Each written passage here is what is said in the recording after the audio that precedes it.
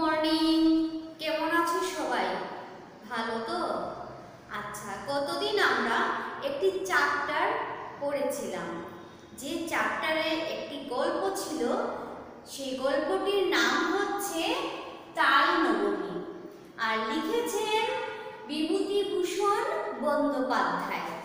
তাহলে সেই যে তাল নবমী গল্পটি আমরা পড়েছিলাম, সেখানে আমরা জানতে পারলাম যে ক্ষুদিরাম ভট্টাচার্য মশাই অত্যন্ত দরিদ্র ছিলেন। তার দুই ছেলে নেপাল আর গোপাল।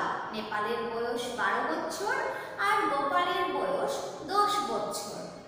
তো সংসারে যেহেতু অভাব অনটন লেগেছিল, সেই জন্য ভালো করে খাওয়া পড়া হচ্ছিল না। তাই দুদিন থেকে তাদের বাড়িতে হাঁড়িতে কোনো রান্না চাপানো হয়নি। তাই খিদের যন্ত্রণায় সংসারের প্রতি এক প্রকার মন উঠে গেছিল দু ভাইয়ের। তবুও মনের মধ্যে একটি আশা রয়ে গেছিল। ঠিক তেমন সময়ে গ্রামেরই একটি ছেলে চিনু, তার কাছ থেকে নেপাল আর গোপাল দুই ভাই জানতে পারে যে এই তো সামনের যে মঙ্গলবার আসছে, সেই মঙ্গলবার তাল নবমী উৎসব। সেদিন নাকি জটি পিসির বাড়িতে বিশাল বড় করে সেই উৎসবটি পালন করা হবে। সেজন্য গ্রামের সব লোকজনকে নিমন্ত্রণ করা হয়েছে, আর যাদের যাদের করা হয়নি তাদেরকেও করা হবে। আর সবাই মিলে জটি পিসির বাড়িতে গিয়ে খাওয়া দাওয়ার আয়োজন হবে, মানে সবাই মিলে খাওয়া দাওয়া করবে। তো এই কথাটি শোনার পর থেকেই নেপাল আর গোপাল দুটি ভাইয়ের মনের মধ্যে একটা আশা রয়ে গেছিল যে কবে সেই মঙ্গলবারটি আসবে আর কবে জটি পিসি সবার সাথে তাদেরকেও নেমন্তন্ন করবেন আর বলবেন সবাই মিলে এসো, কিন্তু মঙ্গলবার আমার বাড়িতে তাল নবমী উৎসব, সবাই এসে পেট ভরে খেয়ে যাবে। তো সেই অপেক্ষায় দিন যাচ্ছে যাচ্ছে। তারপর আমরা গল্পে পড়েছি, গল্পের মধ্যে আমরা দেখেছি যে দুই ভাই নেপাল আর গোপাল যখন মাছ ধরে, ছিপ দিয়ে মাছ ধরে বাড়ি ফিরছিল, ঠিক সন্ধ্যার সময়কালটা, জটি পিসির বাড়িতে ঢুকে জিজ্ঞেস করলো তাল লাগবে কিনা। জটি পিসি বলল ঠিক আছে, দিয়ে যেও। তো এবার গোপাল বলছে নেপালকে, দাদা তুই যখন তাল দিবি পিসির কাছ থেকে একটা পয়সা নিস না, পয়সা নিলে হয়তো পিসি আমাদেরকে নেমন্তন্ন করবে না, তুই পয়সা নিবি না দাদা। তো দাদা বলছে কেন রে, আমি এত কষ্ট করে তাল কুড়োবো, নিয়ে দেব আর আবার পয়সাও নেব না, সেটা কি করে হয়? তুই চিন্তা করবি না, পিসি এমনিতেই আমাদেরকে নিমন্ত্রণ করবে। তারপর আমরা দেখলাম গোপাল ঘুমিয়ে আছে, কিন্তু ঘুম হচ্ছে না রাত্রিবেলা। সে অপেক্ষা করে আছে কখন ভোর হবে আর কখন সে তাল নিয়ে দাদার আগে জটি পিসির বাড়িতে গিয়ে পৌঁছে দেবে। কারণ সে মনে মনে ঠিক করেছিল দাদা তো পয়সা নেবে, কিন্তু আমি দাদাকে এ কাজ করতে দেব না। দাদার আগে গিয়ে যদি আমি তাল পিসির ঘরে দিয়ে আসি, তাহলে তো আর দাদা দিতে পারবে না, আর আমি দিলে তো তাদের পয়সা নেব না। তো সেজন্য সমস্ত রাত এই ভাবতে ভাবতে রাতটি কাটলো।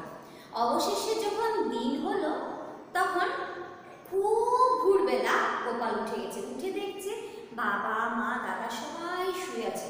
কাউকে কিচ্ছুটি না বলে সে চুপচাপ ঘর থেকে বেরিয়ে পড়ল। বেরিয়ে সোজা সেই তাল দিঘির ধারে যাওয়ার জন্য দৌড়িয়ে দৌড়িয়ে যাচ্ছে। এমন সময় গ্রামের একজন লোক জিজ্ঞেস করছে তাকে, কিরে খোকা কোথায় যাচ্ছিস? সে বলল তাল কুড়োতে, ওই তাল দিঘির পাড়ে। তো লোকটি আবার বলল, খোকা একা একা যাস না বাবা, এতদিন থেকে বৃষ্টি হচ্ছে, চারিদিকে জল জমে আছে, কাদা জল, তার মধ্যে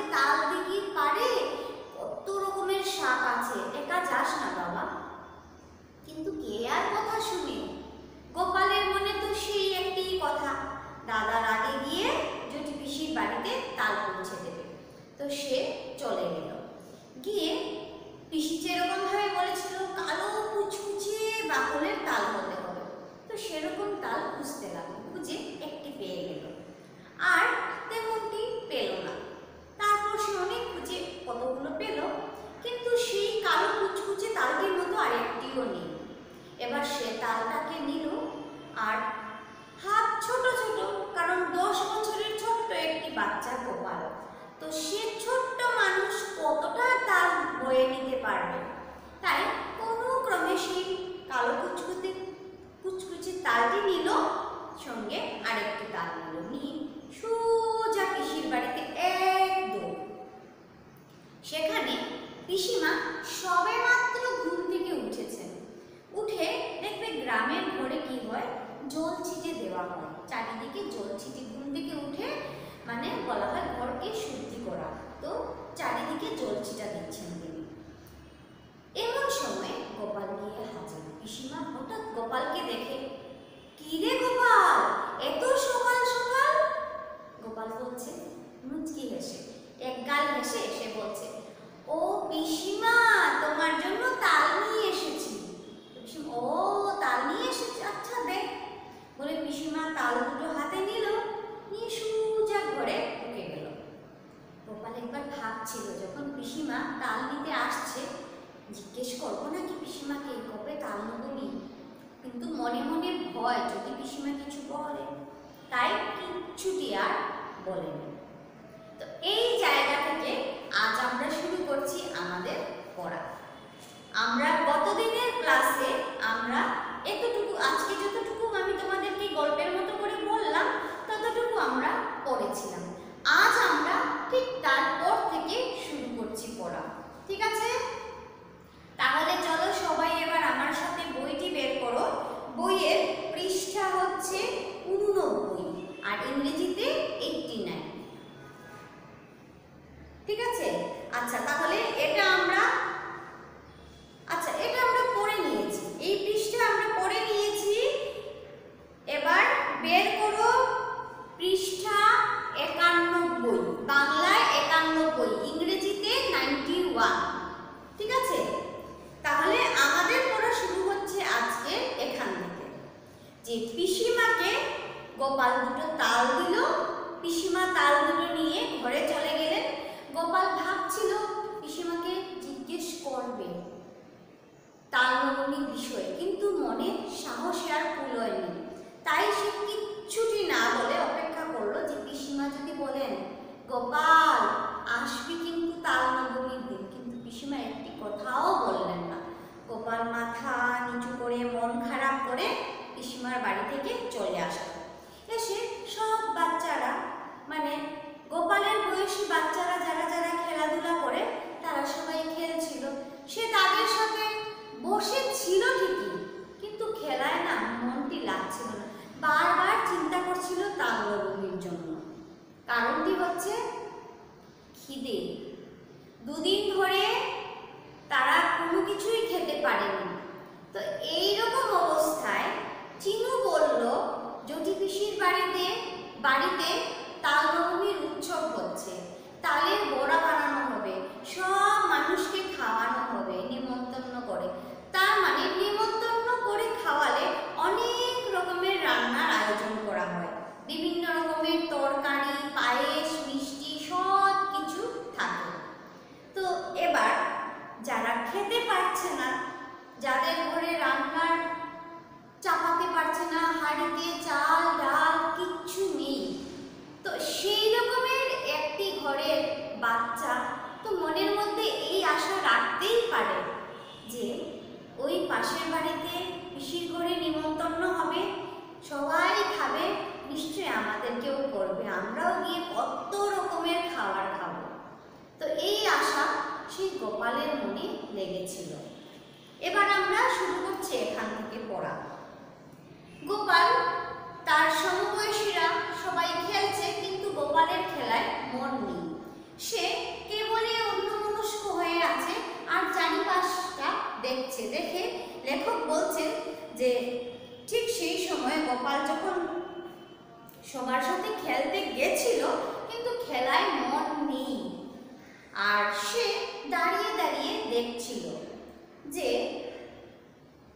রাত্রিবেলা খুব বর্ষা হয়েছিল, সে বৃষ্টিতে নারকেল গাছের পাতা সবগুলো ভেজা, তো সেই পাতার গা দিয়ে ফোঁটা ফোঁটা করে এসে জল গড়িয়ে পড়ছে। আর বাঁশঝাড়, সামনে একটা বাঁশঝাড় ছিল, তো তো বাঁশ ঝাড় মানে বাঁশ যে গাছ সেটা নিশ্চয়ই সবাই দেখেছো। বাঁশ গাছের পাতাগুলো সুন্দর লম্বা লম্বা, এতটুকু ঝিরঝির ঝিরঝির পাতা। তো সম্পূর্ণ গাছটি জলে ভিজা, পাতা থাকে সে পাতাগুলিও জলে ভিজে গেছে। এবার কোনো কিছু ভিজা জিনিস হলে দেখবে ওজনটা শুকনো থেকে অনেকটা বেড়ে যায়। তো যেহেতু গাছ ভিজা ছিল, তার মধ্যে প্রচন্ড হাওয়া দিয়েছিল রাত্রিবেলা, ঝড় বৃষ্টি, তো সেই হাওয়ার সাথে বাঁশের ঝাড় মানে বাঁশগুলো নুয়ে নুয়ে পড়ে যাচ্ছিল। তো বাঁশ ঝাড় যারা দেখেছো তারাই একমাত্র বুঝতে পারবে যে এরকম ভারে যখন অনেক বাঁশটি লম্বা হয়ে উঁচুতে উঠে যায় আর অনেক পাতা থাকে, তখন ওজন হলে বাঁশটি অটোমেটিক এরকম নুয়ে নিচে ব্যান্ড হয়ে পড়ে যায়। তো এইরকম ভাবেই হয়েছে। তারপর সে দেখছে পাশে একটি বকুলের গাছ ছিল। বকুল মানে ফুল, বকুল ফুলের একটি গাছ ছিল। তো সেই গাছের নিচে একটি ডোবা ছিল, মানে একটু নিচু জায়গা যেখানে অল্প বৃষ্টি দিলে জল জমা থাকে। তো সেখানে অনেকগুলো ব্যাঙকে কো করে ডাকছিল। এবার ব্যাঙরা দেখবে যখন ডাকে, যখন হঠাৎ করে বৃষ্টি হয়, জল জমে যায়, ব্যাঙেদের খুব আনন্দ, তারা জল ভীষণ ভালোবাসে। তারা কে কো করে সবাই একসাথে ডাকতে শুরু করে। কিন্তু এখানে লেখক বলেছিলেন আমাদের 15 দিন ধরে বৃষ্টিপাত, ব্যাঙগুলো জলে থাকতে থাকতে আর ভালো লাগছে না। দেখবে বেশি কোনো জিনিসই কারোর ভালো লাগে না, অল্প অল্প হলে সবার ঠিক থাকে। তো সে ব্যাঙগুলো না অনেক দিন থেকে জলে আছে, তাই এতটা ডাকাডাকিও করছে না। হঠাৎ একটু ডাকছে আবার থামছে, হঠাৎ ডাকছে আবার থামছে। তো এগুলো দেখে গোপালের মনের মধ্যে প্রশ্ন আসে। সে মাকে জিজ্ঞেস করলো, মা ব্যাঙগুলো না আজকাল তেমন করে ডাকে না কেন মা? এবার মা বলছেন, নতুন জলে ডাকে, এখন পুরনো জলে তত আমোদ নেই ওদের। মানে এই যে বললাম না, নতুন নতুন বৃষ্টির জল হলে মনে খুব আনন্দ ডাকে। এবার দিনের পর দিন জলের মধ্যে আছে আর ভালো লাগছে না, তাই ততটা ডাকছে না।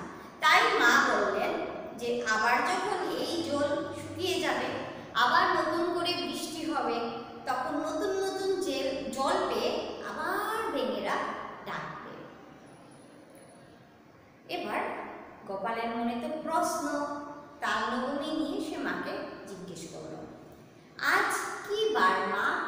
মা বলছেন, সোমবার। কেন রে? বারের খোঁজে তোর কি দরকার? মা বুঝতে পেরে গেছেন কিছু একটা চলছে ছেলের মনে, কারণ কোনোদিন যে ছেলে মাকে কি বার জিজ্ঞেস করে না, আজ সে জিজ্ঞেস করছে কি বার। তাই মা বললেন, বার দিয়ে তুই কি করবি? সে বলছে মাকে, মঙ্গলবারে তাল নবমী না মা? এবার মা বলছেন, তা হয়তো হবে, কি জানি বাবু, মানে হলে হতে পারে রে বাবা, কি করবো এটা দিয়ে, নিজের হাড়িতে চাল জোটে না, তাল নবমীর খোঁজে কি দরকার আমার? এবার মা বলছেন, দেখ বাবা, আমার ঘরে হাড়িতে খাবার নেই, আর তারপর আবার তুই বলছিস তাল নবমী, আমি এগুলো দিয়ে করবোটাই কি? উৎসব দিয়ে হবে নাকি আমার বাড়িতে যদি খাবারই না থাকে? তো মা এই কথা বলে চলে গেলেন। এবার গোপাল সারাদিন গোপালের এরকম ভাবেই ভেবে চিন্তে করে চলে গেল। তারপর বিকেলের দিকে দাদা নেপাল আসলো, এসে সোজা গোপালকে জিজ্ঞেস করছে, জ্যোতি পিসিমার বাড়িতে তাল দিয়েছিলি আজ সকালে? কোথায় পেলি তুই? আমি তাল দিতে গেলে পিসি বললেন গোপাল তাল দিয়ে গেছে, পয়সা নেইনি। কেন দিতে গেলি তুই? একটা পয়সা পেলে দুজনে মুড়ি কিনে খেতাম। এবার দাদা ছোট ভাইকে বলছে, দেখ ভাই, তুই সকালবেলা আজ পিসিমার বাড়িতে গিয়ে তাল দিয়েছিলি, তুই কোথায় তালগুলো পেলি? আর তাল দিলি, পয়সাও নিলি না, কেন রে ভাই?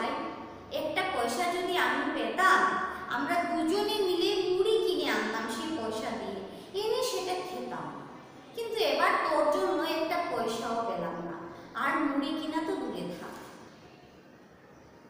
এবার সে দাদাকে বলছে ওরা নেমন্তন্ন করবে, দেখিস দাদা কাল তো তাল নবমী।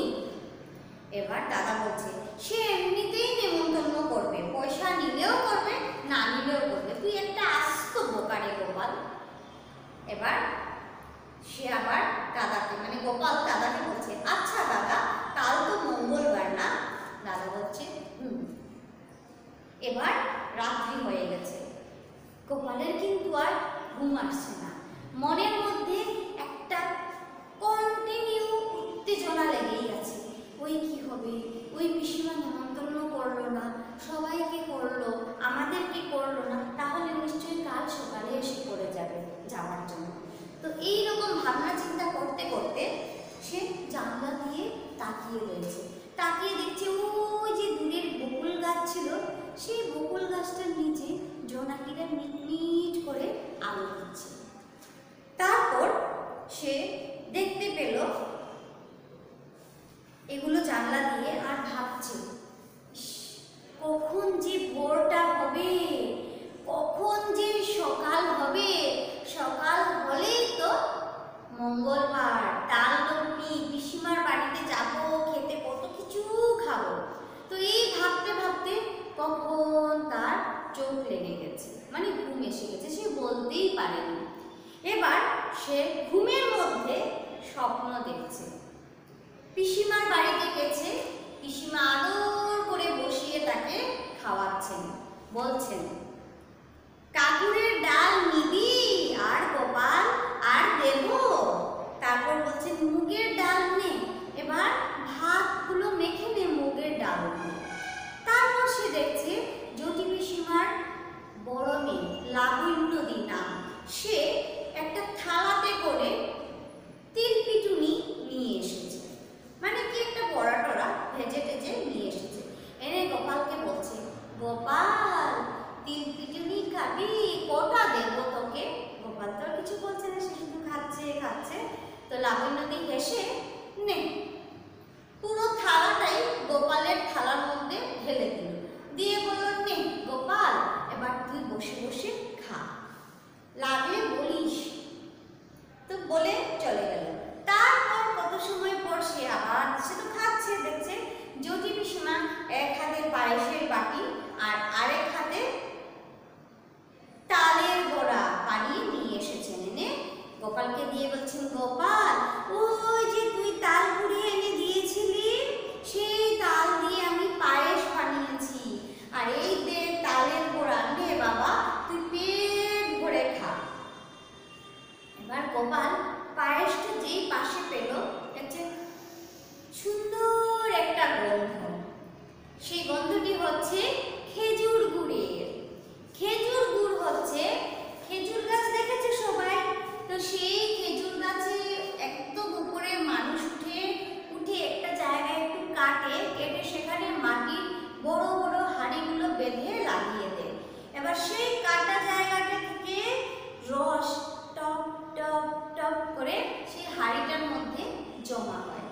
তারপর যখন হাঁড়ি ভরে যায় তখন মানুষ গিয়ে উঠে দেখে ভরে গেছে, সেটাকে নামিয়ে আনে।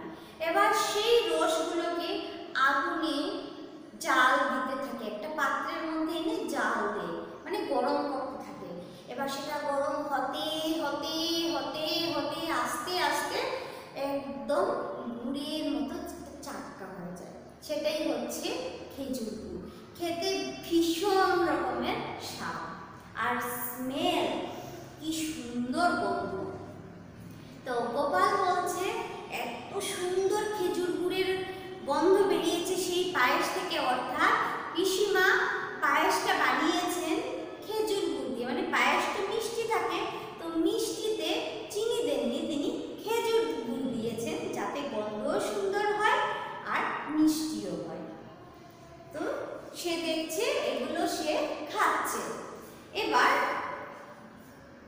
আবার দেখছে যে লাবণ্যদি হেসে এসে তাকে বলছেন গোপাল আর নিবি তাল পিটুনি বলে জিজ্ঞেস করছে। তো ঠিক এরকম সে দেখতে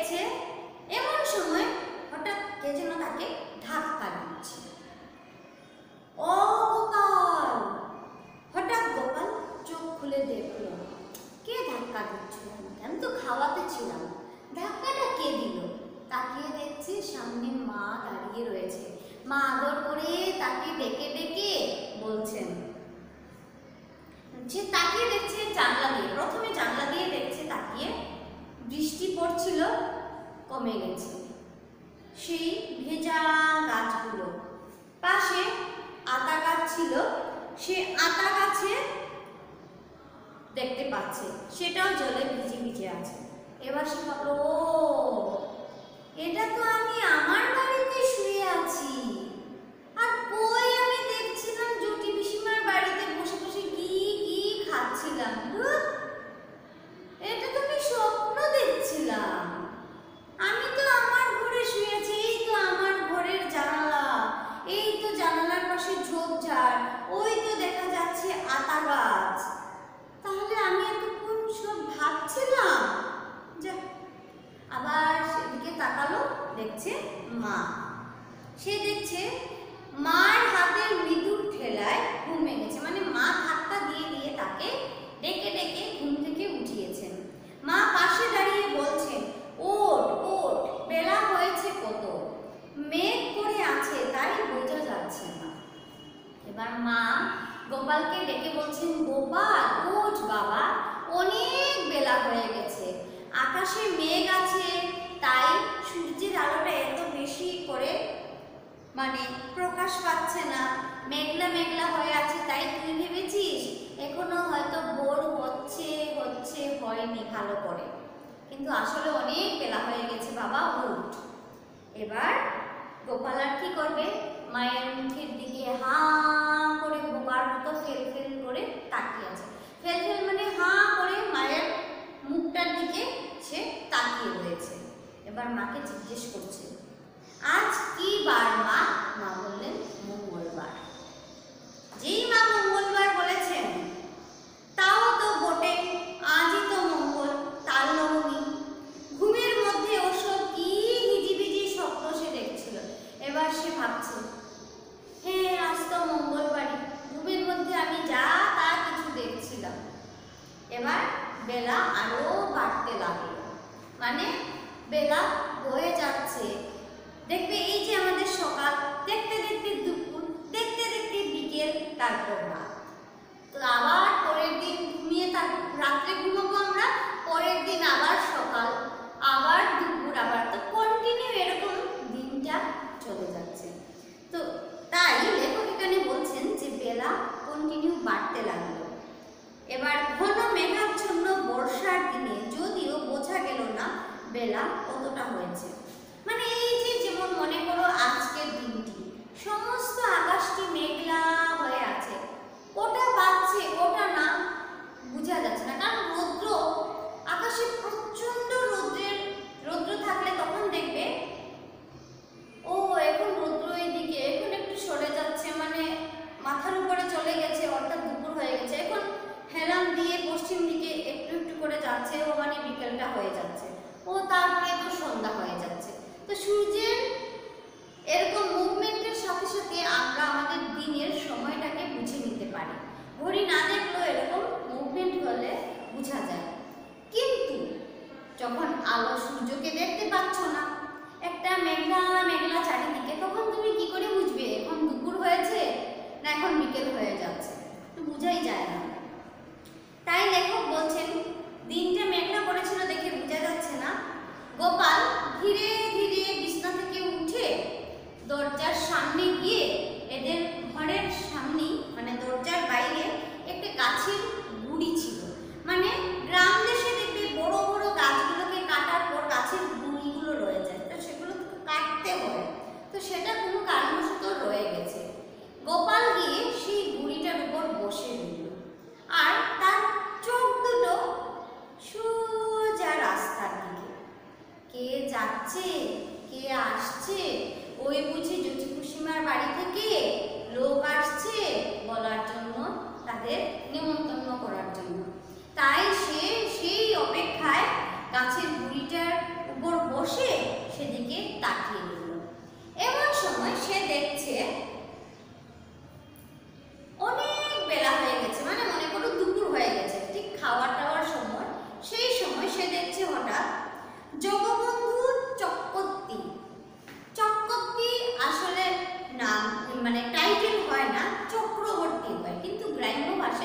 সেটাকে বলা হয়েছে জগবন্ধু চক্রবর্তীর জায়গায় চক্রবর্তী। তার ছেলে মেয়ে নিয়ে সামনের পথ দিয়ে কোথায় যেন চলেছেন। তাদের পিছনে রাখাল রায়, তার ছেলে শানু, তার পিছনে কালীগড় বাণিজ্যের বড় ছেলে পাঁচু, আরো পাড়ার হরেন। মানে ধরো মোটামুটি 4-5 জন ফ্যামিলি একে অপরের পিছনে কন্টিনিউ তাদের পরিবারের ছেলে মেয়ে সবাইকে নিয়ে কোথায় যেন ছুটে ছুটে যাচ্ছে। গোপাল ভাবলে এরা যায় কোথায়। এবার গোপাল তো ছোট, মাত্র 10 বছর বয়স, তো এত ছোট বাচ্চা কি করে বুঝবে সব কথা। তবুও যতটুকু তার বুদ্ধিতে আসছে সে ভাবতে লাগলো, এতগুলো লোক গেল একসাথে, এরা গেল কোথায়। ঠিক এমন সময়ে এরা যাওয়ার পর আরেক দল লোক আসছে। তারা হচ্ছে বুড়ো নবীন ভট্টাচার্য, মানে গ্রামেরই বয়স্ক একজন। বুড়ো মানে বয়স্ক একজন, নাম হচ্ছে নবীন, আর ভট্টাচার্য হচ্ছে তার টাইটেল। ভট্টাচার্য মানে ভট্টাচার্য। তো নবীন ভট্টাচার্য ও তার ছোট ভাই দিনু সঙ্গে এক পাল ছেলে মেয়ে নিয়ে চলেছে। এবার দিনু ভট্টাচার্যের ছেলে পুরোরাম, সে ওকে দেখে বলল, ওকে মানে গোপালকে দেখে বলল, এখানে বসে কেন রে, যাবি নে? এবার পুরোরাম, দিনু ভট্টাচার্যের ছেলে, সে হয়তো গোপালেরই সমবয়সী, দেখে তাকে বলছে, কি রে গোপাল, এখানে বসে আছিস কেন, যাবি নে? এবার গোপাল বললে, কোথায় যাচ্ছিস তোরা? এবার সেই যে পুরোরাম সে বলল, জটি পিসিমাদের বাড়ি তালনবমীর নিমন্ত্রণ খেতে, করেনি তোদের? ওরা বেছে বেছে বলেছে কিনা সবাইকে তো বলেনি। মানে পুরোরাম এই কথাগুলো গোপালকে বলল যে জটি পিসিমার বাড়িতে যাচ্ছি রে তালনবমীর নিমন্ত্রণ খেতে, তোদেরকে করেনি? ও বুঝেছি, তাহলে জটি পিসিমা সবাইকে করেনি, গ্রামের বিশিষ্ট ব্যক্তিরা এরকম বেছে বেছে কয়েকজনকে বলেছে, সবাইকে বলেনি। এই কথা শোনা মাত্র গোপালের রাগ উঠে গেল। সে হঠাৎ রাগে অভিমানে যেন দিশেহারা হয়ে গেল। অর্থাৎ রাগে সে যেন মানে কি করবে কি না ঠিক করতে পারছে না। আর এমন সময় সে বলে দিল, রেগে দাঁড়িয়ে উঠে, মানে বসেছিল, বসা থেকে সে দাঁড়িয়ে গেল আর প্রচন্ড রাগ করেছিল। এবার সে বলল, কেন করবে না আমাদের নিমন্ত্রণ? আমরা এর পরে যাব। মানে একে তার ভীষণ রাগ।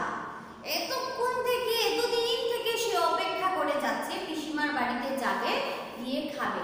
এবার পিসিমা নিমন্ত্রণ করলো না, তাই রাগে অভিমানে মনের দুঃখে সে রেগে গিয়ে, কেন যাবে না রে, আমাদেরও নিমন্ত্রণ করবে, তোরা যা, আমরা এর পরে আসছি। এবার তার এই রাগ দেখে,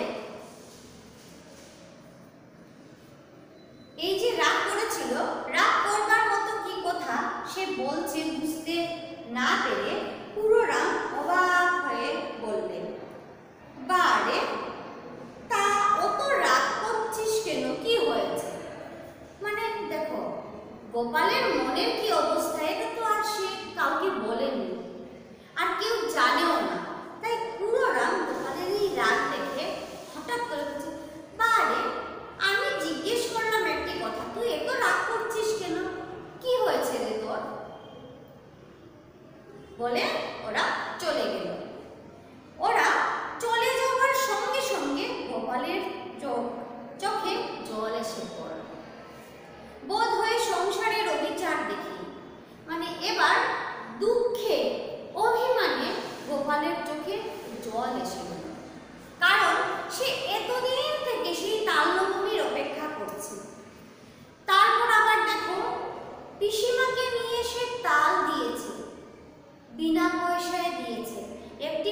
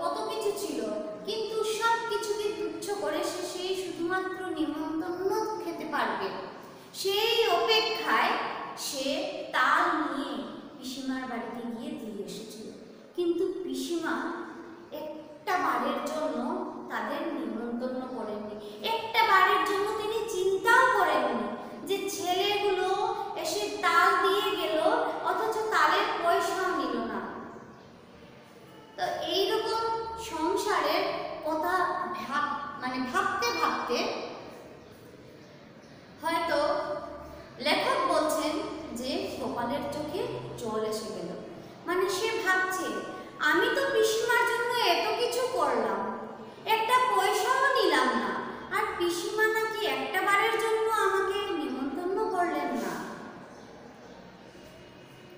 পথ চেয়ে সে বসে আছে কতদিন থেকে, মানে সেই যবে সে চিনুর কাছ থেকে শুনেছিল তাল নবমীর কথা, সেদিন থেকে একদিন একদিন করে অপেক্ষা করছিল যে নেমন্তন্ন কখন আসবে, কখন সে তাল নবমীর দিন আসবে, খেতে যাবে। কিন্তু তার কেবল পথ চাওয়াই সার হলো। লেখক এখানে বলছেন, কিন্তু গোপালের সেই অপেক্ষাটাই রয়ে গেল। পিসিমা এত নিষ্ঠুর যে বেছে বেছে যাদের অনেক টাকা পয়সা আছে তাদেরকেই তিনি নেমন্তন্ন করলেন, আর গরিব নেপাল গোপালদের মতো তাদেরকে তিনি নেমন্তন্ন করেননি। অথচ তাদের কাছ থেকে তাল তিনি নিয়ে নিলেন, যে তার তালের প্রয়োজন আছে, কিন্তু একটা বারের জন্য চিন্তা করলেন না সেই ছোট ছোট বাচ্চাগুলোর কথা। সেই জন্য গোপালের চোখে জল এসে গেল। তাই লেখক বলছেন, তার সজল ঝাপসা দৃষ্টির সামনে পাড়ার হাড়ু, হিতেন, দেবেন, গুটকে তাদের বাপ কাকাদের সঙ্গে একে একে তার বাড়ির সামনে দিয়ে জুটি পিসিমাদের বাড়ির দিকে চলে গেল। অর্থাৎ লেখক বলছেন, সে সেখানে বসে বসে কন্টিনিউ সে কাঁদছে আর ভাবছে যে কেন এমন অবস্থা, কেন এত অবিচার এই সংসারের মানুষরা করে, কেন আমরা দরিদ্র বলে আমাদেরকে পিসিমা নিমন্ত্রণ করলো না, যাদের টাকা পয়সা আছে তাদেরকেই করলো পিসিমা, আর আমি একটা সত্যি বোকা, আমাকে দাদা বলেছিল যে বোকা, আমি সত্যি বোকা, আমি একটি পয়সাও নিলাম না, পয়সা নিলে দাদা বলেছিল আমাকে মুড়ি কিনে খাওয়াবে, কিন্তু আমার জন্যই আজ দাদা একটি পয়সা পেল না, এবার আমি সত্যিই বোকা। এই কথাগুলো ভাবতে ভাবতে তার চোখ জলে ভরে এলো, আর সেই জলে ভেজা চোখ দিয়ে সে যখন তাকাচ্ছে সব কিছু ঝাপসা ঝাপসা দেখাচ্ছে। আর তখনই লেখক বলছেন, সে তাকিয়ে দেখছে পথ দিয়ে একের পর এক গ্রামের লোকরা তার চোখের সামনে দিয়ে হেঁটে হেঁটে জুটি পিসিমার বাড়ির দিকে চলে যাচ্ছে, আর সে মনের দুঃখে শুধু সেই গাছের গুড়িটির উপর বসে কাঁদতে লাগলো। তো এই হচ্ছে আমাদের তাল নবমী গল্পটি। ঠিক আছে, তোমাদের কেমন লাগলো গল্পটি? তোমরা ঘরে গল্পটি বই দেখে দেখে আরো 3-4 বার ভালো করে পড়বে। ঠিক আছে, ভালো করে রিভিশন দেবে, বুঝবে কি বলেছে কি না। ঠিক আছে।